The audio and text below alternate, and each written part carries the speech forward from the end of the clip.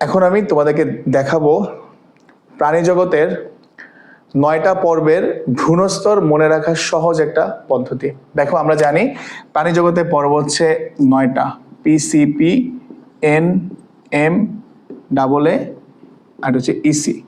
P for Porifera, Cnidaria, Platyhelminthes,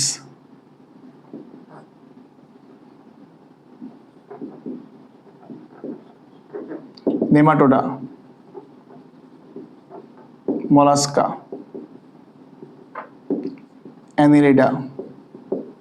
দেখো এতে তুমি যদি কনফিউজড হও, দেখো এখানে এনটা আসছে আগে, আরটা আসছে পরে। সো তুমি যদি কনফিউজড হও কোনটা আগে হবে, অ্যানিলিডা, এন আসবে আগে, একাইনোডার্মাটা, দেন হচ্ছে কর্ডাটা। দেখো আমরা জানি ভ্রূণস্তর হচ্ছে দুইটা আছে, দুই ধরনের। একটা হচ্ছে দ্বিস্তরী বা ডিপ্লোব্লাস্টিক, আর হচ্ছে ত্রিস্তরী, আর হচ্ছে ট্রিপ্লোব্লাস্টিক। দেখো পরিফেরার মান যদি 1 হয়, সো তার স্তর হওয়ার কথা ছিল একটা, বাট একস্তরী কোনো প্রাণী নেই, সো এটা কোনো স্তর নাই। এটা হচ্ছে 2, সে দ্বিস্তরী। এটা হচ্ছে 3, সে ত্রিস্তরী।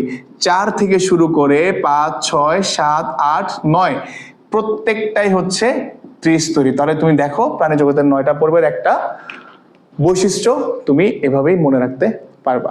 Thank you.